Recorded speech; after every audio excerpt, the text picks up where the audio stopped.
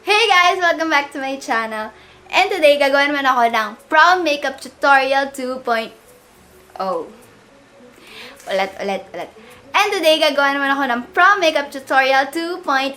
Nakagawa na kasi ako ng prom makeup last year. So, ayun. Ililink ko na lang siya sa description box or ilalagay ko dito sa taas or ilalagay ko sa end screen mamaya kung gusto niyo naman panoorin yung tutorial na yon. So, ayun. Naka-YouTube ako, guys, para sa kaalaman nating lahat. So, ayun. Nagsimula na tayo kasi ang haba ng graduation makeup tutorial. Kaya, papaikliin natin to as much as possible. Okay, so gawin niyo muna yung skincare niyo before everything else. And for the primer, gagamitin ko itong Maybelline Baby Skin. So, importante ang primer. Hindi lang sa pores, kundi para tumagal din yung makeup mo, be. Kasi sobrang tagal niyang prom na yan, nakakaloka yung prom na yan. So, ilalagay ko siya dito sa parts na palagi ako or madali ako mag-oil up. Kasi pag nag-oil up, doon ka mawawalan ng fundabi. May mga chika pala ako in between, guys. Yung mga chika ko, i-chip marks ko na lang kasi hindi naman sila importante. Ayan, alam niyo ba, nung 4th year high school ako, bumili ako ng Sansan makeup, as in full face Sansan makeup ako. Tapos may budget ako, yung allowance ko na 1,000 sa buong month. Hindi kasama yung baon ko doon. Binili ko lang yun ng makeup para sa prom ko, tapos bumili ako ng puro Sansan. Anyway, tapos ako lang nag-makeup sa sarili ko nun. Kasi yung 3rd year na makeup ko, nagpa-makeup ako sa salon. Ang pangit ng makeup sa akin, hindi ko bet, hindi ko feel. Kaya, nung 4th year, ako na yung makeup. So, para sa foundation, meron akong tatlong maisasuggest sa inyo. So, this is the Sansan Matte Finish Liquid Foundation. Ito mga be, 150 something lang to sa Sansan. Ito yung ginamit ko nung Pro Makeup Tutorial. Ito yung ginamit ko ng Pro Makeup Tutorial ko last year. Kasi hindi ko siya magamit ngayon kasi meron akong ka-partner, yung lighter shade. This is shade number 3. Meron akong shade number 2. Tapos pinagmimix ko silang dalawa. Kaso nasa hiraman yung 2. Kaya hindi ko siya magamit. And hindi pa ako ganun kagaling mag-mix ng mga foundation. Kasi kung silang dalawa lang, mas okay ako mag-mix. Pero hindi pa ako marunong mag-mix ng iba pang foundation, lighter foundation. Ano yun? Basta ayun. Ito ang mostly raved foundations sa beauty community ng YouTube. So, this is the Maybelline Fit Me Matte and Poreless Foundation. Ang shade ko is in 220. So, this one, tatagal ka talaga dito, be, as in yung coverage. Tsaka tatagal talaga to sa'yo. Tapos, the more na tumatagal siya sa skin mo, the more na gumaganda siya, the more na dumidigat siya sa skin, nagiging mukhang natural na flawless yung skin mo. So, this is $399 sa Maybelline counters. Another one is the Wet n Wild Photo Focus Foundation. So, both pala to, wala pala tong SPF. So, most likely wala silang flashback sa photos. So, this one naman, ang ganda nito, as in, yung coverage din, sobrang flawless. Ang downside lang dito, hindi siya available sa drugstore. Nakahanap ako sa Shopee, as low as 350 pesos. Pwede kayo makahanap sa Shopee, depende na lang sa shipping fee and everything. Naglalagay ako ng link, ilalagay ko yung link ng pinakamurang reseller na makikita ko nito. So, parehas lang yung price range nilang dalawa. So, this one, ang shade na meron ako is in cream beige, pero hindi talaga ito yung shade ko. Lighter talaga ito. At saka isa pang downside, sobrang kung sensitive ka sa amoy, be, as in talaga yung amoy kasi nito, pak na pak eh. Pero nawawala din naman as nagsiset siya sa mukha mo. Pero ayun, just a heads up. So dito sa dalawa, ito yung gagamitin ko kasi ito, be, paubos na. Tsaka ang daming beses ko na itong nagamit sa mga video. If you want to know kung paano siya, kung gaano siya ka full coverage, check out my last video, yung graduation picture makeup tutorial. Kasi as in doon, makikita nyo talaga yung performance niya as in full pack na full coverage talaga. So, ito yung gagamitin ko ngayon kasi nga paubos na yun. It's really up to you kung anong gusto mong finish, kung gusto mo yung natural finish lang or gusto mo yung pack na finish. Pero sa prom, I prefer na pack yung finish kasi minsan ka lang magpo-prom eh. Minsan mo lang ma-achieve yung flawlessness na yan. At saka, more likely kasi sa prom, di ba, puro pictures. Kaya kailangan fresh ka dun, be. Tsaka maintindihan ka naman ng mga kasama mo if ever na medyo makapal yung makeup mo. Kasi makapal din yung makeup nila. For the concealer, ito naman yung masasuggest ko, yung Sansan HD Concealer. And ang shade ko is in beige. So, ito kasi, sasuggest ko to. Pwede naman din yung Maybelline Fit Me kung meron kayo nun. Pero ito kasi mas mura to. This is 100 140. Para iset ang face at saka to do some baking, gagamitin natin itong Bench Daily Spell na powder. So, this is in the shade Natural. So, kukuha lang ako, konti lalagay ko sa kamay ko. Then, powder puff. So, magbe-bake ako ngayon ng eyes para super flawless talaga, tsaka para tumagal, tsaka para hindi mag-crease yung concealer. Kasi alam naman natin, di ba, all night yung PROM be. Kilay, may sasuggest ko itong Fashion Brow by Maybelline or yung EB Advance na eyebrow kit pala. Actually, yung EB talaga yung gusto kong gamitin. Kaso nawala kasi yung EB Advance eyebrow kit ko. As in, walay. Hindi ko mahanap sa lahat ng bag ko. Hindi ko alam kung saan ko naiwan or so whatsoever. Pero ayun, dalawa yung masasuggest ko kasi maliban sa magagamit nyo sila sa kilay, magagamit nyo sila as eyeshadow. So, ito na lang gagamit ko kasi ito yung meron ako dito. Be, on flick mo to as much as possible, be. Para mainggit silang lahat sa kilay mo. Tsaka tip guys, huwag kayo mag-high heels. Lalo na kung magkukutilyon kayo, utang na loob. Kasi alam niyo ba, nag-high heels ako noon. Hindi naman, mga 3.5 inches. Be, umuwi ako nakapaa. As in, buti na lang talaga may sundo kami noon. Kula, naglakad ako palabas ng school, nahawak-hawak ko yung heels ko kasi hindi ko na talaga kaya. Ayun. Tapos may nagtanong din kung dapat daw ba sumali siya sa prom. Be, sumali kayo sa prom. 2 beses lang yun or isa nga lang para sa ibang tao. 1 beses lang darating yung prom na yun sa inyo. Kaya please, sumama na kayo. Huwag niyo pang hinayangan yung bayad. Public school ako nung high school. Doon sa Ramon Magsaysay High School, Espanya, Manila. Ayun. So, meron kaming bayad 50 pesos. Arte pa ba? 50 pesos na lang. Anyway, get your concealer. Then, lagay nyo lang dito sa likod ng kamay nyo dahil lilinisin natin ang ating kilay. Para plakado talaga, be, yung nanunusok. So, tatanggalin ko na ang aking binibake. Kalat mo na rin sa fez mo yung nakabake. Tapos, ibibake ko. Set ko na rin ang aking face gamit ang same powder, be. Oo nga pala, kung magdadala pala kayo ng pang-retouch na powder, magdala kayo ng brush kasi huwag niyong iganon lang yung pulbo sa mukha niyo kasi baka masira yung yung foundation, masira yung masterpiece ni mga be.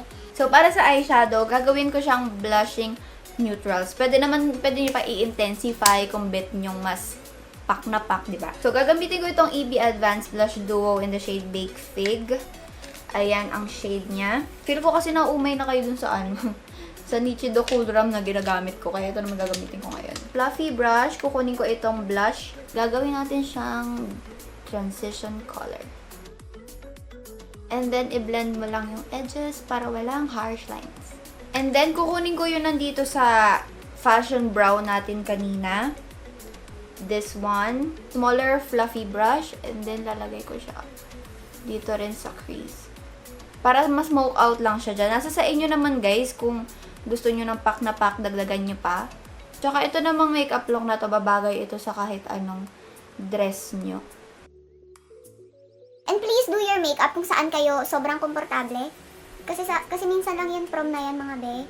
Kailangan, as in, yung super confident ka talaga sa sarili mo para queen of the night, ganun. Kunin ko ulit yung 2 shades na ginamit natin at ilalagay ko sila sa lash line. Ito muna yung blush shade muna. And then, ito ng brown shade. So, for the eyeliner, ito yung masasuggest ko, yung Careline Graphic Liner. So, nasa sa inyo kung i-wing nyo or hindi, yung wing liner nyo, yung eyeliner nyo pala. Pero ako, i-wing out ko lang siya ng slight, ng konting-konti lang. So, just curl your lashes. And I suggest itong Maybelline Hyper Curl Mascara. Yung gamitin nyo. Pwede rin naman yung Color Sensational na color lavender. Ito. Pwede rin ito kasi medyo mahal to. 349 pesos to. This is 199 pesos lang. At nagsisale pa siya ng 149 at 99 pesos. Pero I suggest mag-falsies kayo para makita talaga yung mga pictures. So, kaya ako nagmamascara before ako mag-falsies para i-prep yung eyelashes. Kasi kapag hindi ko siya kinocurl at saka nilalagyan ng mascara before ako mag-falsies, bumabagsak yung falsies. Hindi siya nagsistay na nakataas. So, for the eyelashes, nasa sa inyo rin kung natural or pack na lashes yung gagamitin nyo. Pero ito yung gagamitin ko. Lashes. Taiwan Lashes SN20 yung code niya. Ayan na guys. Ayan na aking falsies. Medyo vavavoom pala siya. Ngayon ko lang ito nagamit. Pasensya na. For the blush and contour, gagamitin natin itong EB Advanced Blush Duo natin kanina. Yung contour guys, depende yun sa face shape nyo ha. ako, tulad ko, hindi ko na masyadong kailangan mag-contour around sa face ko kasi okay na ako sa shape niya. Pero, ano lang, parang konting-konti lang, parang bronze lang. Para ma-highlight. Then, yung cheeks ko, ganun. Kung medyo maliit yung forehead nyo, wag na kayo masyadong mag-contour kasi lalo siyang liliit. Para sa nose contour, I suggest, kuha kayo ng manipis na brush. So, babalik tayo dito sa Fashion Brow palette natin. Sabog yung falsies ko dito, te. So, gagamitin ko itong light shade. Paghahaluin ko itong dalawa para sa ating nose contour. Kukunin ko yung pinangkilay ko kanina, tapos igaganyan ko muna siya sa kamay ko para mawala yung wax. So, ito yung ginagamit ko para super precise talaga yung line na magagawa. Tapos, i-blend ko na lang siya using maliit na brush. For the highlight, gagamitin ko itong LOL Highlight Duo. Ayan. Paghahaluin ko yung shade nilang dalawa. Siyempre, tatap mo yung excess be kasi masyadong crusty pag maraming highlighter. Ayan. Ilalagay ko lang siya dyan sa high points para pak na pak be kahit walang ilaw. Ayun na yung ilaw sa cheeks mo, be. Huwag masyadong ma-addict sa highlight, mga bea. Kasi pag sobrang dami yung nilagay na highlight, nalaglag siya. Kasi pag masyadong maraming highlight, tapos nagpatong-patong siya, ang crusty na tingnan. So, ganyan nyo siya para medyo mag-blend out siya, hindi siya yung isang patch ng highlight dyan sa skin mo. So, sa ilong din, kung bet mo, kung di mo naman bet, wag, di ba, gulang. Kung anong gusto mo sa buhay, be. At saka dito sa temples, bet ko dyan. Kasi, maganda yung tama ng ilaw sa akin paminsan. Tsaka dito pala, be, sa ilalim ng brows. Kunin mo yung pinky finger mo. Kuha, kalagay mo dito sa inner part, sa inner corner. Ayun na, malapit-lapit na tayo mga be. So, para sa lipstick, be, medyo mahal to. $299. Itong Maybelline Super Stay Matte Ink. Pero, beige. Ito ba lang yung liquid lipstick na natatry ko na as in, sobrang hirap niya kasing tanggalin. Gumawa ko ng video. If you want to check my review, ilalagay ko dito sa taas, sa card dyan sa taas. Be, sobrang hirap niya tanggalin. As in, nagtry na ako ng petroleum jelly, yung vanilla ko na primer ko, yung makeup remover balm. Hindi siya effective. I mean, natatanggal siya pero sobrang tagal. Sobrang tagal niyang matanggal. Kaya for sure, kahit ilang kain, be, tatagal talaga to sa'yo. Kaya ito yung marirecommend ko. Marami akong lipstick dito na pwede kong i-recommend sa inyo. Pero ito kahit mahal, i-recommend ko guys. Kasi sobrang tagal niya talaga sa lips mo dyan. Hindi siya matatanggal. Hindi basta-basta natatanggal, be. So, meron akong dalawang isasuggest sa inyo. So, this is in the shade Lover. And this is Pioneer. Ayan. So, ito yung dalawang kinuha kong shades. Ito yung dalawang itatry natin ngayon. Kasi ito yung dalawang shades na natural at saka pak na pak. May nag-request kasi ng red lipstick. So, ayan guys. So, this is Lover. Ayan, di ba? Pwede nyo rin, meron pang isang shade dito na lightest shade. This one, this is in the shade Loyalist. As in, ito yung lightest shade nila, kaya medyo nudie na to sa lips. Ipapatong ko na lang. I know. Mas mahirap itong tanggalin. Kaysa maggulo yung makeup ko ngayon. Pag tinanggal ko kasi ito guys, magugulo yung makeup ko dito. Kaya ipapatong ko na lang siya. May hirapan ako mamaya, pero mas okay na yun kasi masira yung makeup ko sa harap nyo. Tsaka hindi naman sila nagme-mix. Ayan guys, ito yung Loyalist. Ang ganda niya, no? Pang mga nude shades, keme-keme, ganun. Ayan, kukunin ko lang to. Nakuha ko lang to guys, Trendsetters Bazaar. Okay, so dito naman tayo sa pang... Sorry. Nawala yung fuzzy. Okay, so dito naman tayo, tatry naman natin itong shade na Pioneer. So, ito yung shade na Pioneer, be. Kita mo naman, pak na pak. Diba? Bagay na bagay sa aking outfit. Wait lang, i-aura ko lang, be, pang thumbnail. So, ayun lang guys. Thank you so much for watching this video. And don't forget to subscribe for more kalokohan. And lahat ng prices and lahat ng items na ginamit ko, ilalagay ko sa description box sa baba. And ayun lang guys, maraming salamat sa panonood nitong video na to. And again, ito lang yung makeup na ginawa ko kasi if ever na magpo-prom ako ulit, ito yung gagawin ko. Pero nasa inyo pa rin yun kung ano yung balak nyo sa buhay nyo, sa prom nyo. Kasi katulad ng graduation picture, Besh, once in a lifetime lang yung prom mo, kaya bonggahan mo na, 'di ba? Kung saan ka confident, kung saan ka masaya, be, yun yung gawin mo. Do it. Ayun lang. Thank you ulit so much for watching, and I will see you in my next one. Bye-bye!